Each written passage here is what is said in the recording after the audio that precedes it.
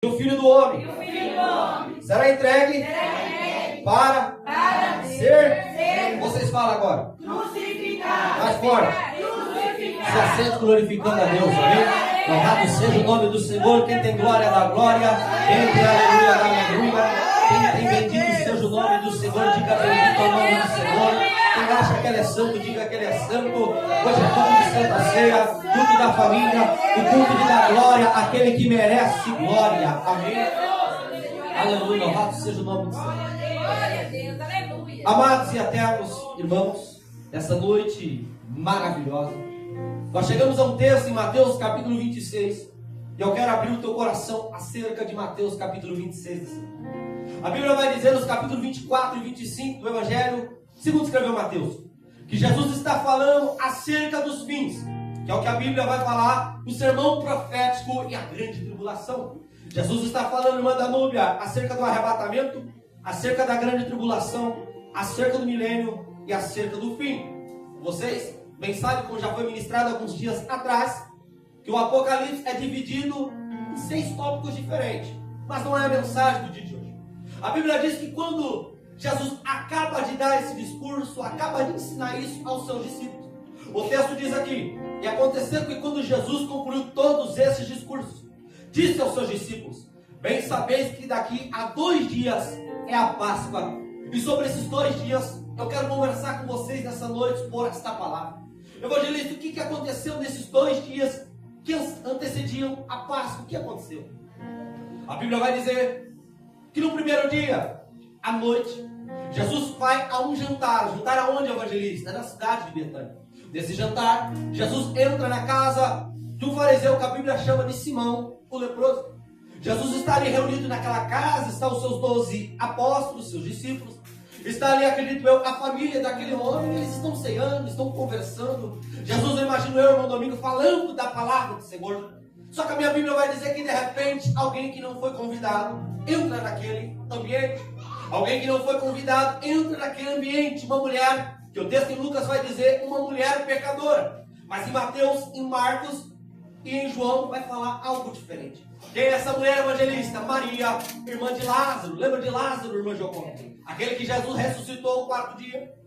A irmã de Lázaro, Maria, vai chegar naquele ambiente. Jesus está sentado à mesa junto com todo aquele pessoal. Aquela mulher entra dentro da casa e vem trazendo algo em suas mãos. O que ela vem trazendo? Ela vem trazendo um vaso de alabastro. Daí vai sair aquele louvor, um vaso de alabastro. Ela vem trazendo um vaso, e dentro do vaso tem algo que valia uma fortuna. Dentro do vaso tinha algo que valia muito dinheiro. Dentro do vaso tinha algo ali que valia muito. Valia o que, irmão Antônio? Ali dentro daquele vaso tinha um perfume, um nardo, um unguento dentro ali, um perfume muito caro. Que a Bíblia vai dizer que valia ali mais de 300 dinheiro. Eu vou traduzir e trazer para o dia de hoje. Mais de 300 dinheiro seria o salário, de bem dizer, um ano inteiro, quase um ano. Imagina, porque aquela mulher estava trazendo os dias de hoje, algo que valia seus 14, 15, 20 mil reais. E ela estava trazendo ali com um propósito. E que propósito, evangelista? O propósito de chegar diante de Jesus.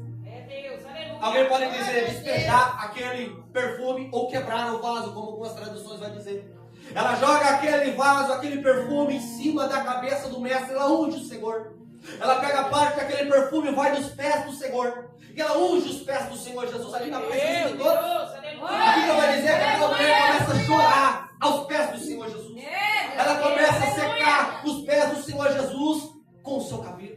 Ela começa a beijar os pés do Senhor naquele momento. E eu já começo a aplicar uma palavra no teu coração. Naquele momento vai dizer a Bíblia que o cheiro encheu toda a casa daquele perfume.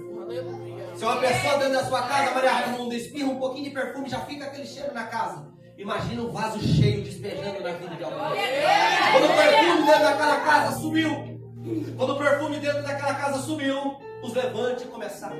Porque a Bíblia diz que Judas vai se levantar e vai começar a repreender aquela mulher. Simão, o leproso, o fariseu que ali estava, vai se levantar e vai começar a dizer assim: se esse fosse profeta, saberia quem é que está tocando nele. Judas vai dizer: que desperdício. Jogar todo esse perfume em cima do mestre, que desperdício. Que desperdício. Poderia pegar esse perfume, vender e dar aos pobres. Ele não estava dizendo isso porque estava preocupado com os pobres. O texto vai dizer que ele disse isso porque ele era ladrão e tinha bolsa. Se aquele dinheiro chegasse até a bolsa, ele ia roubar uma parte para ele. Naquele momento, ali há um embate. Simão, o leproso, falando: se Jesus fosse profeta, saberia que é essa mulher. Judas, ali naquele momento, questionando aquele desperdício. Mas está Jesus olhando aquela situação, enxergando dentro daquela mulher a fé dela. Eu quero abrir o coração nesse instante, a este ponto da palavra, para você entender. Ninguém nunca vai entender aquilo que você faz para o Senhor. Ninguém nunca vai entender o porquê que faça chuva, faça sol, você está no culto. Ninguém nunca vai entender porque às vezes você deixa de almoçar para estar jejuando ao Senhor. Ninguém nunca vai entender aquela oferta que você entrega, aquele dízimo que você entrega. Ninguém nunca vai entender a devoção que você entrega ao Senhor. Como aquela mulher que vai dizer em Lucas que era uma pecadora, estava entregando ao Senhor. Em Lucas, Jesus, quando está escrito na palavra, que quando Simão pensou, essa mulher é uma pecadora, Jesus vai contar uma parábola, e vai contar acerca, vou traduzir para você entender, de uma pessoa que devia R$500 e uma pessoa que devia R$50, para você entender.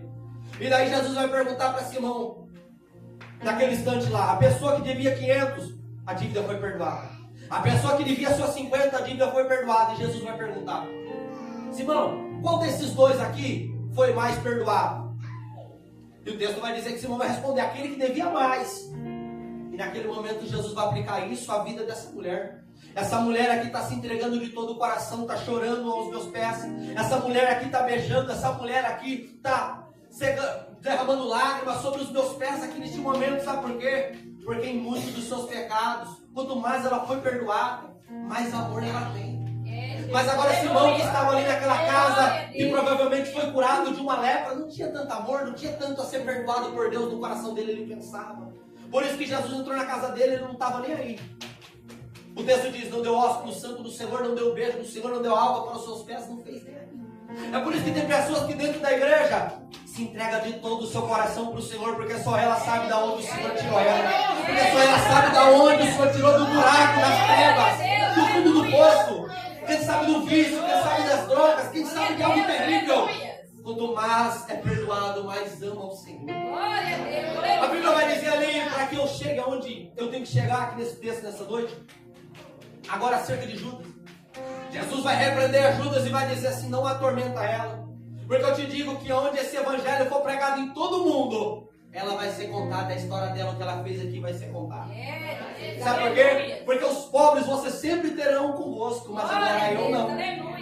Essa mulher aqui, ela me ungiu, essa mulher aqui me perfumou e me preparou para o meu sepultamento. E é aqui que eu queria chegar. Judas estava diante do Senhor porque esperava que o Senhor seria um líder militar, um líder político, alguém que queria renovar Israel.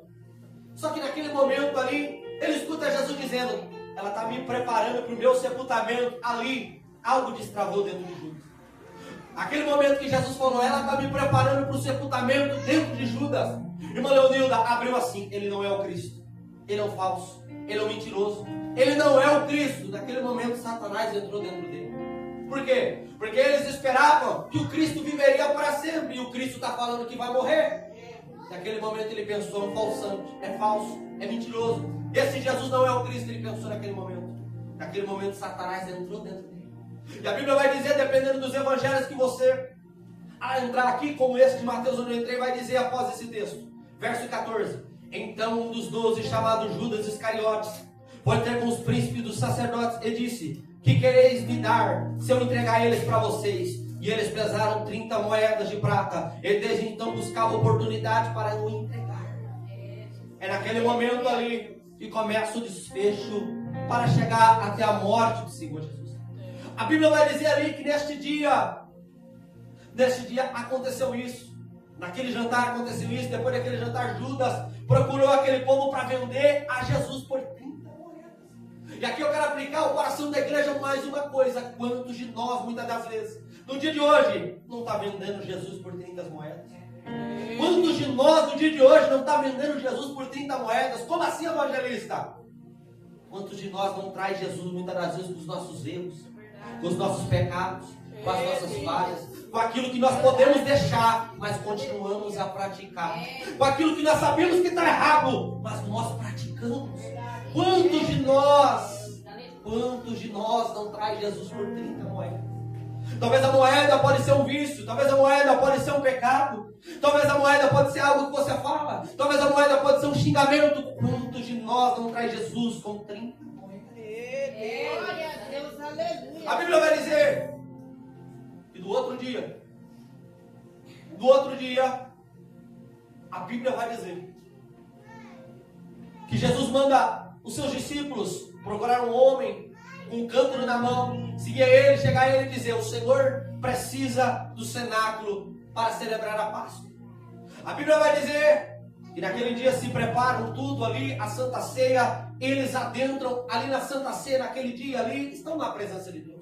Nós já lemos aqui nessa noite, um dia que Paulo falou: o que eu recebi do Senhor, que também vos ensinei. Que o Senhor Jesus, na noite que foi traído, tomou o pão. Nós celebramos a Santa Ceia aqui. Só que um dia, os discípulos estiveram diante do Senhor na Santa Ceia, na última ceia com o Senhor. Estiveram com o Senhor em um dia que antecedia a Páscoa, a ceia ali que começaria a Páscoa.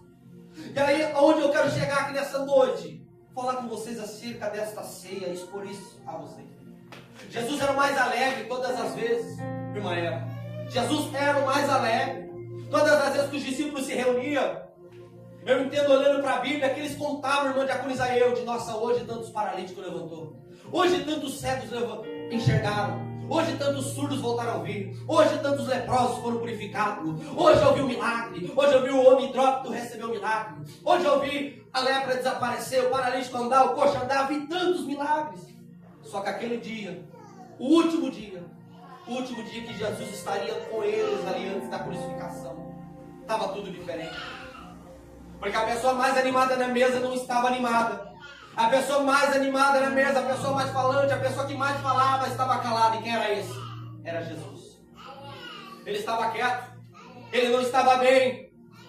Eu imagino um discípulo olhando para a cara do outro no domingo e querendo puxar a conversa, querendo puxar o assunto daquele dia.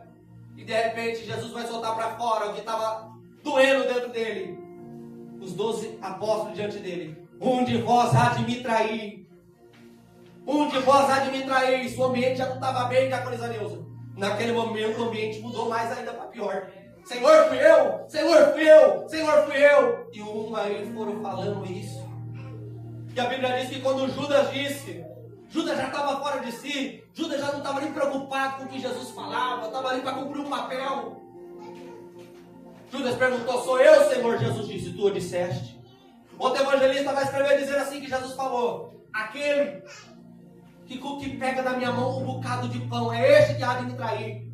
E a pergunta que fica, que muitos pregadores famosos falam: se você estivesse naquela mesa, você pegaria o pão? Judas pegou o pão. Judas pegou o pão. O que aconteceu eu não consigo te explicar. Ninguém pode te explicar o porquê que os discípulos não partiram para cima de Judas naquele momento, porque foi revelado o segredo. Talvez Jesus não permitiu que eles entendessem naquele momento. Mas uma coisa é certa: naquele dia Jesus não estava bem. Naquele dia Jesus não estava bem. Por quê? Porque quando nós olhamos para a Bíblia, Jesus era 100% Deus, 100% homem. Ele era homem de carne e osso, como eu, como você.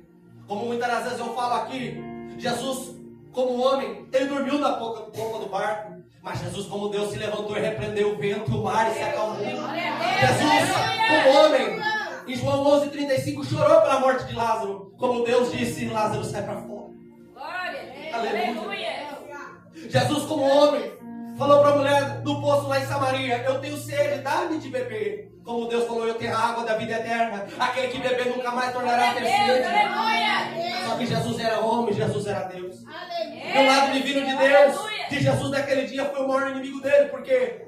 Porque antes de tudo acontecer, irmã Conceição, ele já sabia. Ele já estava vendo Judas traindo ele com 30 moedas. Ele já estava vendo ele sendo cuspido, recebendo coroa de espinhos. Ele já estava vendo ele com as costas tudo machucadas por conta do açoitamento. Ele já sabia de tudo que ele ia sofrer e passar. Naquele dia ele não estava bem. Naquele dia ele vai cometer algumas coisas que ele nunca fez. Que coisas?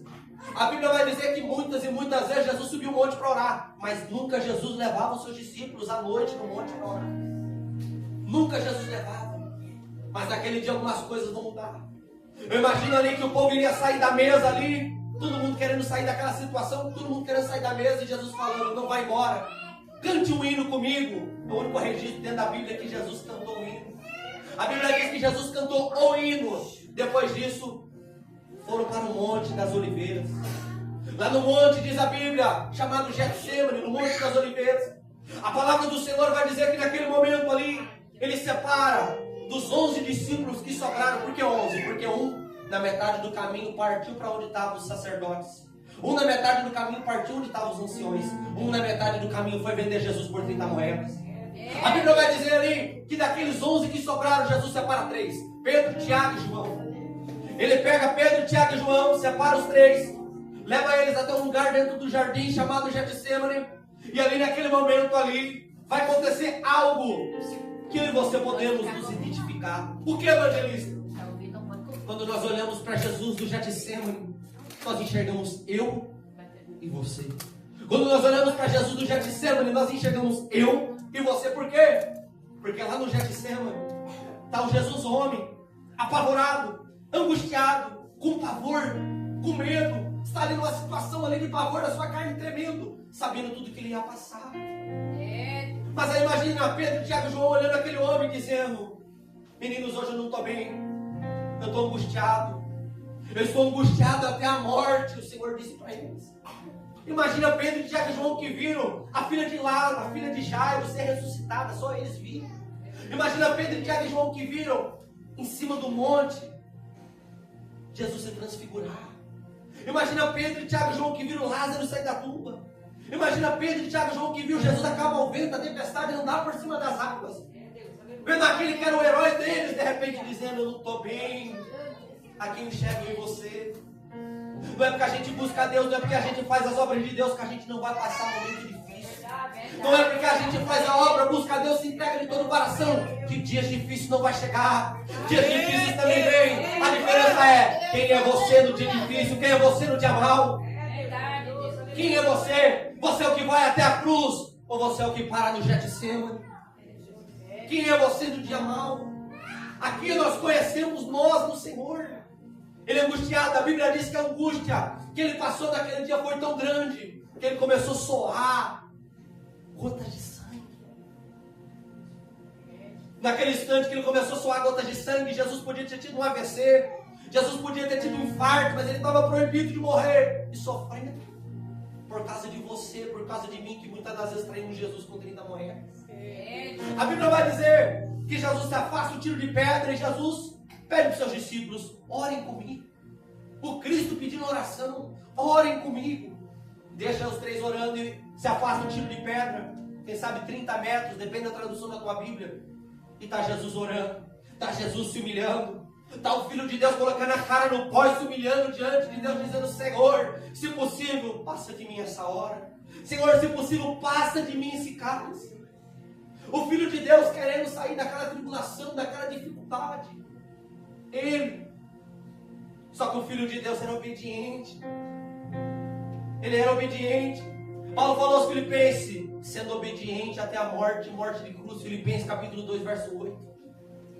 A Bíblia diz que ele disse: Senhor, se possível, passa de mim esse cálice, todavia não seja feita a minha vontade, mas a tua. Jesus volta novamente diante dos seus discípulos. Eles estão dormindo. Eles não conseguiram ficar ali orando com ele. Jesus acorda eles, fala para eles vigiar e orar. Volta novamente para a oração, volta lá de novo dos discípulos. Eles estão dormindo por 3 vezes, diz a Bíblia.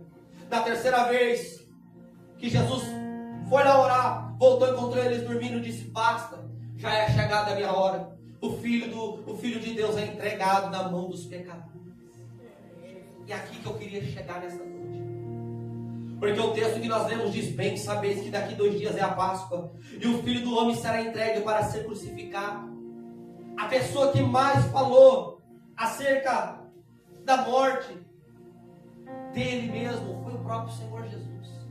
Muitas das vezes nos evangelhos ele falava: importa que o Filho do Homem vá até Jerusalém, se entregue na mão dos pecadores, dos gentios, eles escarneçam dele e seja crucificado, mas ao 3º dia ressuscitará.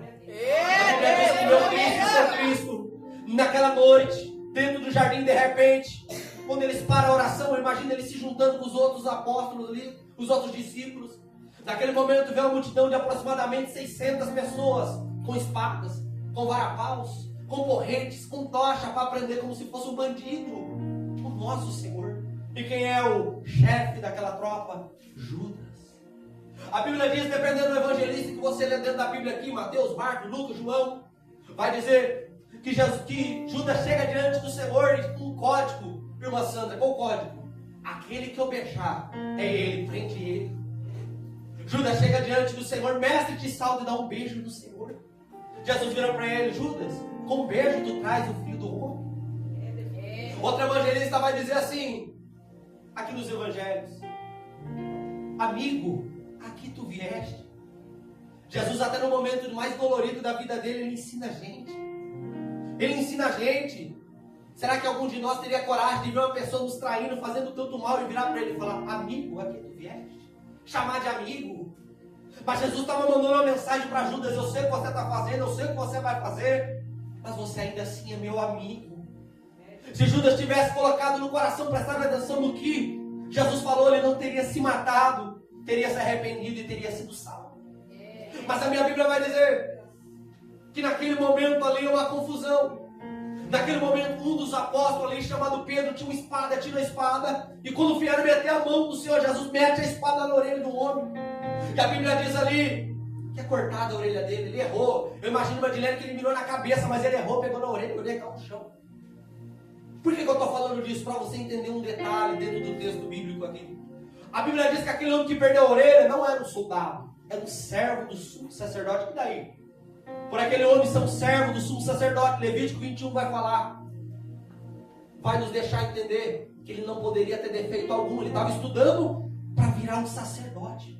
De repente o que está estudando para virar um sacerdote, de repente aquele que está armando no último ano para conseguir o sonho e o projeto, viu tudo cair no chão com aquela orelha caindo, porque ele não podia ter defeito.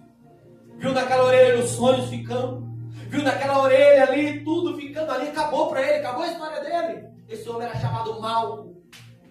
Mas a minha Bíblia diz que o meu Jesus pega a orelha, vai e coloca no lugar do inimigo que veio prender ele. Glória a Deus. Talvez para alguém era só mais um milagre, mas para Malco era a restauração dos sonhos. Creia que existe um Jesus que pode restaurar os teus sonhos, ainda que pareça que tudo está perdido. Creia que existe um Jesus que pode restaurar a tua vida, mesmo que pareça que não tem mais jeito. Já imaginou, irmã Maria Raimundo, o fofoqueiro batendo lá no sacerdote, falando, ó, o Malco perdeu a orelha, o Malco não vai poder mais ser sacerdote, porque Satanás sempre tem os mensageiros para falar, para nos prejudicar. Mas aqueles que buscam a Deus quebra a cara desses problemas. Aqueles que buscam a Deus quebra a cara desses que se levanta contra. Ó o Malco voltando com a orelha. A Bíblia diz que Jesus é preso. Jesus é preso, Jesus é levado a Anás, de Anás vai a Caifás. Ali é julgado num julgamento ilegal, num julgamento mentiroso, num julgamento que não podia, porque era de madrugada o julgamento. Quem é julgado de madrugada? Jesus foi. Um julgamento ilegal. O povo levantava falso testemunho contra ele, mas não tinha como, ele não tinha erro, ele não tinha pecado. Não tinha como pegar ele no erro. Só que daí, de tanto Caifás ficar ali na cabeça de Jesus, se você é o Filho de Deus, eu te conjuro pelo Deus bendito, fale abertamente. Ele disse, eu sou. Eu sou. E vocês vão ver o Filho de Deus descendo à direita de Deus, o céu se abrindo, ele vindo sobre as nuvens. Naquele momento ele rasga a veste, diz o texto. Naquele momento ele rasga a veste. Ele diz, porque precisamos de mais testemunhas? Ele blasfemou, é réu de morte. E mandaram eles para Pôncio Pilatos. Quando ele chegou na mão de Pôncio Pilatos soube que ele era galileu, mandou ele para Herodes. Herodes mandou ele de volta para Pôncio Pilatos para ser julgado. Só que em todo este processo, ele indo para a casa de Anás para Caifás, de Caifás para Herodes, para Pôncio Pilatos para Herodes, Herodes para Pôncio Pilatos. Nesse processo ele foi ferido, nesse processo ele foi machucado, nesse processo, o irmão Domingo colocava um pano na cabeça dele, batiam nele e falava, profetiza quem foi que te bateu. O povo cuspia na cara do seu Jesus e do meu Jesus. O povo batia, o povo espancava, até ele chegar à presença de Pôncio Pilatos. Já ferido, já machucado, já afligido. A Bíblia vai dizer que naquele momento ali, quando ele está na presença de Pôncio Pilatos sendo julgado, Judas viu ele indo para aquela condenação. Judas sabendo que tinha condenado um homem injusto, diz a Bíblia, ele foi devolver o dinheiro que ele vendeu Jesus. Mas a pergunta que eu permeio nessa noite aqui dentro desse texto é: será que vai dar tempo de se arrepender e vir devolver as moedas? Será que vai dar tempo? Um dia, irmã pastora Marinalva, eu fui na cidade de Bitinga com um texto que Deus colocou no meu coração aqui, dizendo assim: pode não dar tempo. Cheguei na cidade de Bitinga para pregar para uma mulher doente que tinha descobrido um câncer, e a mensagem é: pode não dar tempo. Lucas capítulo 13, pode não dar tempo de se arrepender. Verdade. As pessoas muitas das vezes, quando estão no erro, vai empurrando com a barriga, vai deixando para amanhã, vai deixando para depois. Pode não dar tempo. A Bíblia diz que Judas chega para devolver as moedas e o povo despreza ele, fala: nós não temos nada a ver com isso, o problema é seu. Ele jogou a moeda, ele foi se enforcar. E diz a Bíblia que, além dele se enforcar, as vísceras dele, a barriga dele abriu, caiu, e foi uma tragédia, ele morreu. Se matou, perdeu a sua salvação.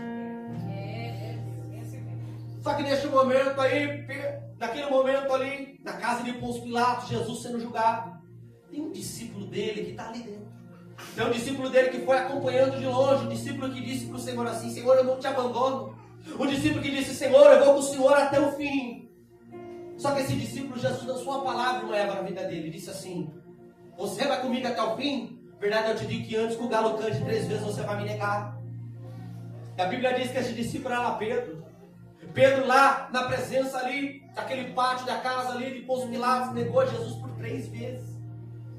E a minha Bíblia vai dizer ali, ele nega primeiro para uma serva, depois ele nega novamente para outra serva, depois novamente alguém vem e fala para ele assim: você é um deles, porque a tua fala te denuncia. E aqui tem mais um parênteses para me abrir, eu já chego na crucificação.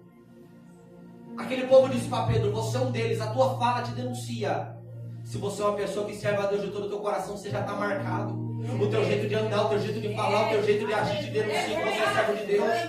Aonde você chega, as pessoas têm que saber que você é homem de Deus, mulher de Deus. Você está marcado. Pedro chegou na presença daquele povo. Eles olharam e disseram: você é um deles, a tua fala te denuncia. Você é diferente. Não aceita no meio da multidão você ser igual aos outros, não. Você é diferente. Mesmo com os teus erros, mesmo com as tuas falhas, mesmo com os teus pecados, você é diferente. A minha Bíblia vai dizer que naquele dia Pedro nega 3 vezes, o galo canta. E aqui está a diferença de Judas para Pedro. Judas se arrependeu, mas Judas não buscou perdão. Agora Pedro não, Pedro se arrependeu e chorou amargamente, buscou o perdão de Deus. Ele se arrependeu de todo o coração, não foi tirar a vida dele. Ele buscou o perdão de Deus. A minha Bíblia diz que Jesus julgado diante da presença de Pôncio Pilatos. Pilatos conversando ali com Jesus, meia dúzia de palavras, um homem inteligente, não achou acusação nenhuma em Jesus, não achou erro em Jesus, não achou motivo de condenar. Só que naquele momento ali vai dizer o texto ali, pode ser chegado a sexta-feira, a ocasião da Páscoa, o último dia. A Bíblia vai dizer que tinha uma tradição ali que poderia soltar um prisioneiro. E Pôncio Pilatos pensou: eu não vejo culpa nenhuma nele, não vejo nele erro nenhum, não vejo por que condenar ele. Por inveja, esses religiosos trouxeram ele aqui, então eu vou colocar o pior bandido que era Barrabás e vou colocar Jesus, e o povo vai escolher soltar Jesus e matar o Barrabás. Só que Pôncio Pilatos estava entrando ali na direção do que Deus queria. Guarde uma coisa no teu coração: a cruz de Cristo não foi um acidente. A cruz de Cristo foi algo premeditado desde a eternidade. Se você estiver anotando o que eu estou falando, anota agora o que eu vou te falar. A primeira pessoa a profetizar acerca da cruz foi o próprio Deus. Em Gênesis 3:15, Deus falou para Satanás: da semente da mulher vai se levantar um que vai pisar a tua cabeça, tu vai ter que calcanhar. O primeiro a profetizar sobre a cruz foi o próprio Deus dentro do jardim do Éden. A Bíblia vai dizer ali que coloca Barrabás e coloca Jesus. E a multidão foi comprada. A multidão foi comprada, coagida a pedir que soltasse a Barrabás e matasse a Jesus. A Bíblia vai dizer ali que naquele momento ali, a multidão vem falar: solta a Barrabás, crucifica Jesus. Os Pilatos naquele momento vai pegar e vai dizer assim: mas eu não vejo erro nenhum, pecado dele não, por que vai fazer isso? Solta a Barrabás, crucifica, crucifica. A multidão começou a gritar. O pior de tudo isso, Mandilene, é entender que por causa daqueles miseráveis, daqueles pecadores, Jesus iria morrer na cruz por causa deles. Eles pedindo a morte dele. A Bíblia vai dizer que naquele momento ali, os Pilatos lavam a mão, eu estou inocente do sangue desse justo, e manda açoitar Jesus. O Jesus que já não estava bem, o Jesus que já estava machucado, o Jesus que já estava ferido, agora recebe uma coroa de espinhos que feriu a sua cabeça. O sangue começou a escorrer, junto com aquele sangue que suou, com as suas gotas de suor. Naquele momento ali, Jesus é levado, é espancado por um chicote chamado Zorrague, faz uma infinidade de cortes nas suas costas, e o sangue de Jesus está caindo no chão, por causa de mim, por causa de você. O nosso Jesus está sofrendo naquele momento, naquele ambiente, no final da sua missão, por causa de nós, por causa do pecador que está, quem sabe, na biqueira, no jogo, na macumba, na feitiçaria, por causa do pecador que está no fundo do poço, ele está lá derramando sangue. A Bíblia vai dizer ali que Jesus é chicoteado, é ferido, é machucado, é colocado de manhã cedo sobre os seus ombros ali, o patíbulo da cruz, e Jesus parte a via dolorosa, alguns chamam a via sacra, parte Jesus para o Monte Calveira, o Monte Gólgota, o Calvário. Ele vai carregando a cruz naquele caminho ali, ferido, machucado, fraco, estava desde a noite passada sem comer, sem beber, perdeu litros de sangue fraco. A gente entende por inferência que Jesus caiu carregando a cruz ali, ainda que não era a cruz inteira, era só uma parte. A Bíblia diz que o Simão, o sirineu, foi constrangido a carregar a cruz naquele momento ali. Foi constrangido a carregar a cruz no lugar do Senhor. Aquela cruz que era minha, aquela cruz que era sua, aquela cruz que era de todo mundo, menos de Jesus. Mas aqui tem mais um recado. Uma coisa é certa, quando todos te abandonar, quando você se sentir sozinho, Deus sempre vai levantar um Simão Sirineu para te ajudar. Você nunca vai estar sozinho. Quem é o Simão Sirineu nessa história aqui, evangelista? Pode ser o Espírito Santo te dando força daquele dia que você vai pensar que está sozinho. A Bíblia diz que Jesus é levado até o alto do monte, sangrando, ferido, machucado, num estado terrível, porque ele era homem de carne e osso como eu e você. Jesus é colocado na cruz, mão esquerda presa, mão direita presa, os pés presos ali naquela cruz. É colocado um ladrão esquerdo, um ladrão à direita, para que se cumprisse aquilo que disse os profetas. Foi colocado com os malfeitores. E naquele momento ali vai começar agora uma pressão psicológica na cabeça de Jesus. Por quê? Porque quem está lá embaixo assistindo, era uma festa da Páscoa, estava todo mundo em Jerusalém, tinha uma multidão assistindo a crucificação de Jesus. Naquele momento as pessoas meneavam a cabeça e diziam: não é esse aí que dizia que era o Cristo? Não é esse daí que dizia que era o Cristo? Aqui eu quero abrir mais um parênteses. Aqui nesta noite, para falar com alguém, tem pessoas que muitas das vezes vê você pegando a sua biblinha, vindo para a igreja, e quando chega o momento difícil, vai bater no teu ombro e falar: não é você que vai lá na igreja, não é você que é crente, não é você que diz que serve a Deus, não é você que diz que serve a Deus, não é você que diz que é ofertante, não é você que diz que é dizimista, não é você que diz que ora, que jejum. Por que você está passando por isso? Até o meu Jesus passou por um momento difícil, por que eu não vou passar? Até o meu Jesus passou por um Getsêmanis e por uma cruz, por que eu não vou passar? Ei, passar momento difícil não é feio não, feio é desistir, feio é abandonar a missão, feio é não ir até o fim. A Bíblia diz naquele momento ali, Jesus está em cima da cruz, quem está embaixo está zombando, quem está do lado está zombando dele. Ei, você não é o Cristo? Desce da cruz e nós vamos crer em ti. Você não é o Cristo? Desce da cruz, nós vamos crer em ti. Deu um ladrão, eu não sei se ele estava à esquerda ou se ele estava à direita, eu só sei que ele estava dizendo assim: ei, você não é o Cristo? Salva a ti, salva a nós e nós creremos em ti. As pessoas ali estão naquele momento blasfemando. Eu imagino Jesus dentro do seu coração num domingo pensando: por causa desse miserável eu estou morrendo aqui, por causa desse miserável eu estou aqui sofrendo aqui, e eles estão blasfemando, falando contra mim. Eu imagino naquele momento, irmã Maria Raimunda, que quem inspirou tudo aquelas pessoas a falar aí contra o Senhor, a caçoar, a zombar dele, foi o próprio diabo. Sabe por quê? Para que ele viesse a desistir, para que ele viesse a desistir. A maior vontade do diabo é que Jesus desistisse lá no Getsêmanis. A maior vontade do diabo era ter matado ele antes da cruz, porque ele sabia que se Jesus morresse na cruz, não ia ter mais jeito, não ia ter mais solução. A maior vontade do diabo é que ele descesse da cruz, a maior vontade do diabo é que ele desistisse. Tem pessoas que dizem assim, que quando Jesus estava na cruz, o diabo estava fazendo festa, estava coisa nenhuma, ele estava com medo, porque ele sabia o que ia acontecer se aquele homem morresse na cruz.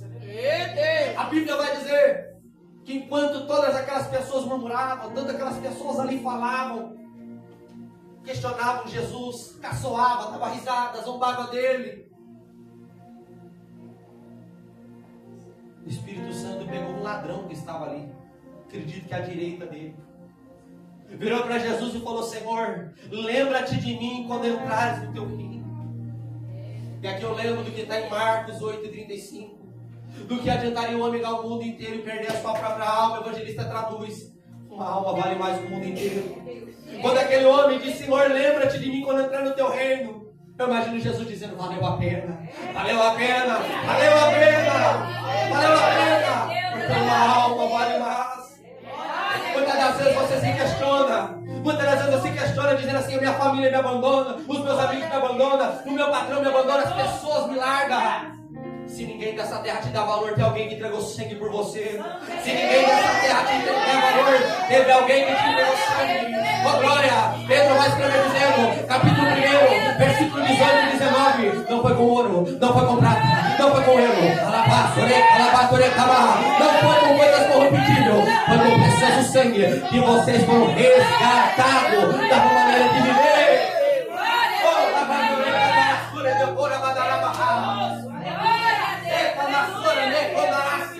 Só aquele que recebe nesta noite, só aquele que crê no precioso sangue, só aquele que crê que foi comprado com sangue, só aquele adora, só aquele que crê que foi comprado com sangue, aleluia.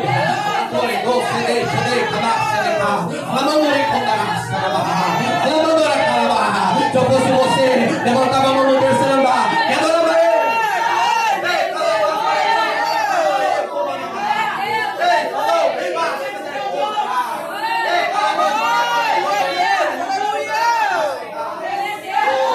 Foi pelo sangue. Jesus não desceu da cruz, foi pelo sangue. Na cruz caiu sangue por você, na cruz caiu sangue por mim, na cruz caiu sangue por todo mundo. Está escrito: porque Deus amou o mundo de tal maneira que deu seu Filho unigênito, para que todo aquele que nele crê não pereça, mas tenha a vida eterna.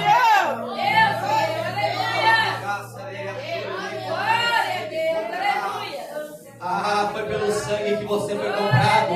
Foi pelo sangue que essa igreja foi comprado.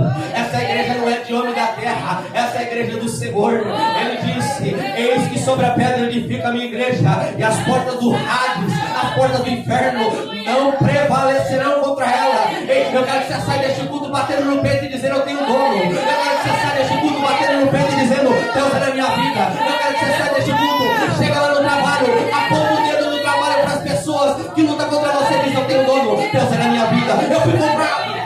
Aleluia! Glória! Oh, glória!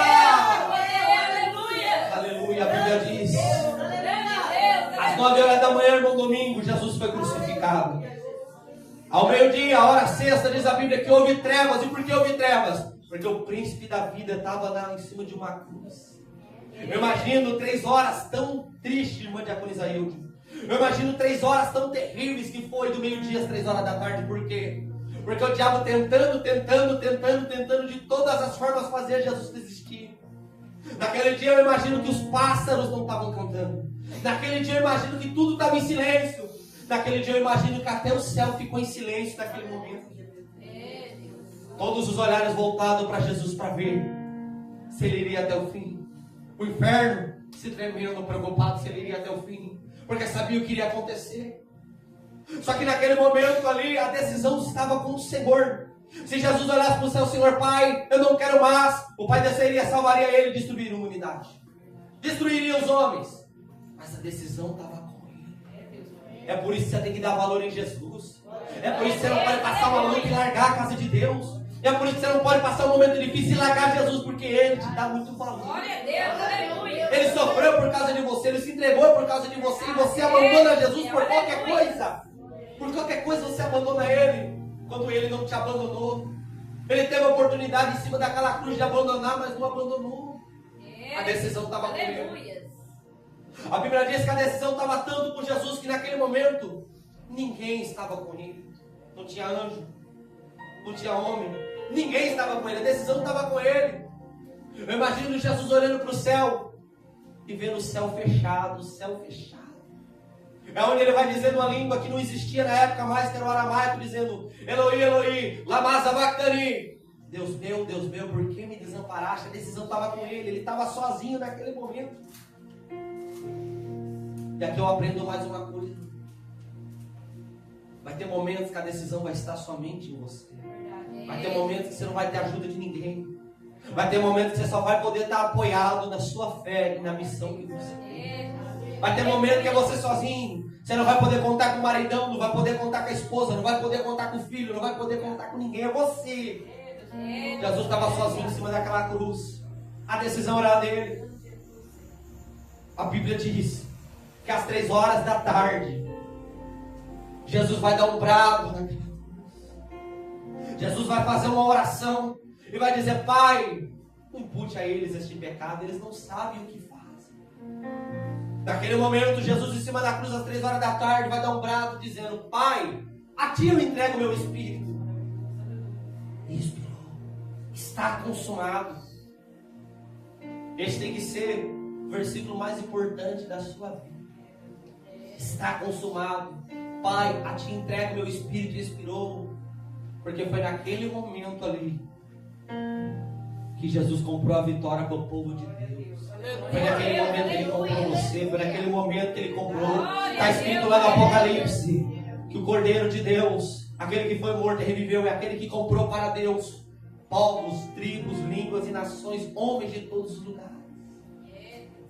Às 3 horas da tarde, Jesus se entregou para Deus. Por que ele se entregou? Porque ele não poderia morrer.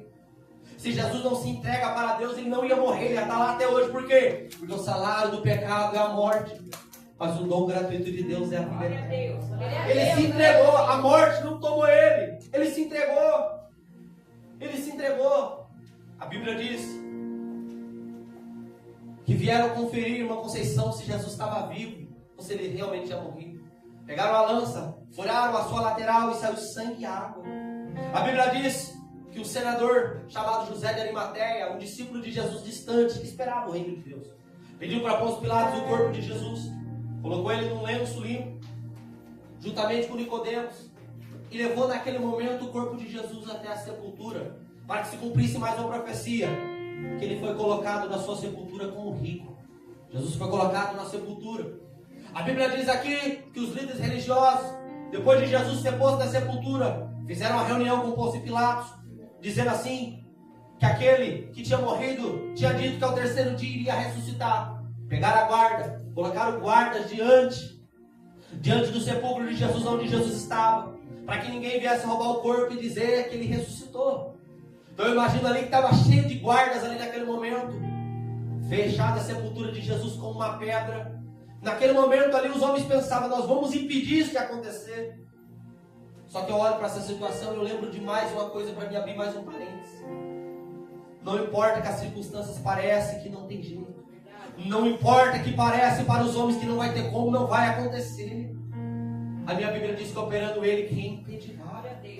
Se ele quiser operar, ele vai operar, querendo um homem ou não. Ainda que um anjo no céu se levante, um demônio no inferno, nas regiões celestiais se levante, ainda que o homem na terra se levante contra você, se Deus quer fazer e quer operar, ele vai operar, ele não tem quem impede. A minha Bíblia diz que passou o 1º dia, passou o 2º dia, chegou o 3º dia. E Jesus tinha dito: eu vou lá para Jerusalém, eu vou ser entregue na mão dos pecadores, mas ao 3º dia eu vou ressuscitar. Glória a Deus, aleluia. E aqui eu quero que você abra os seus olhos espirituais, porque eu vou falar. Chegou o 3º dia. Não sei se era 5, não sei se era 6. Só que a minha Bíblia diz despontado o 1º dia da semana, a primeira hora do dia. Maria Madalena, Maria, mãe do Senhor Jesus, e Salomé partiram rumo à sepultura de Jesus. Por que elas estavam indo para a sepultura, evangelista? Elas estavam levando perfumes, elas iam ungir o corpo do Senhor. Eu imagino que nem mesmo elas estavam esperando que o Senhor realmente iria ressuscitar. Eu imagino aquelas mulheres muito tristes indo até a sepultura do Senhor. Só que elas estão indo.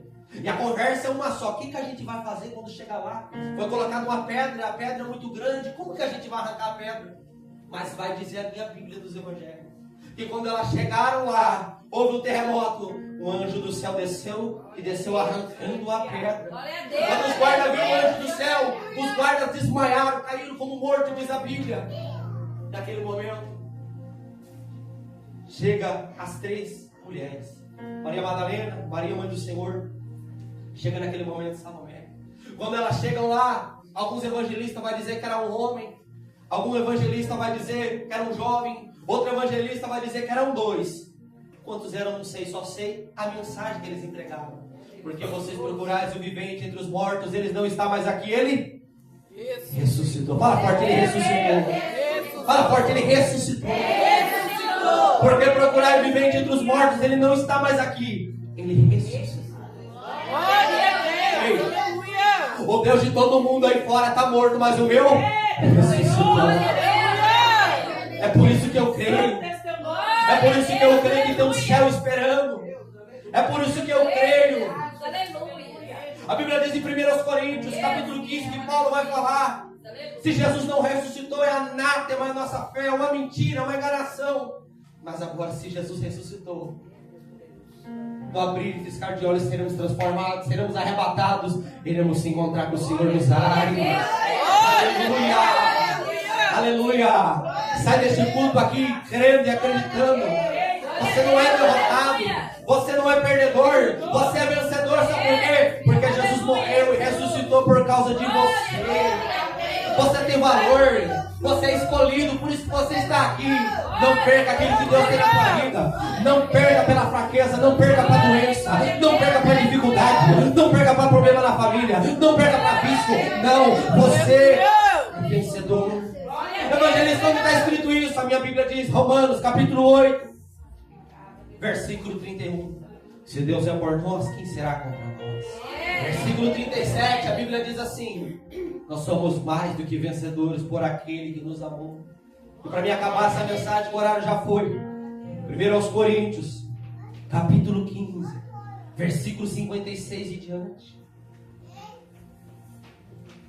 A Bíblia vai dizer que o aguilhão da morte é o pecado, que a força do pecado é a lei. Verso 57.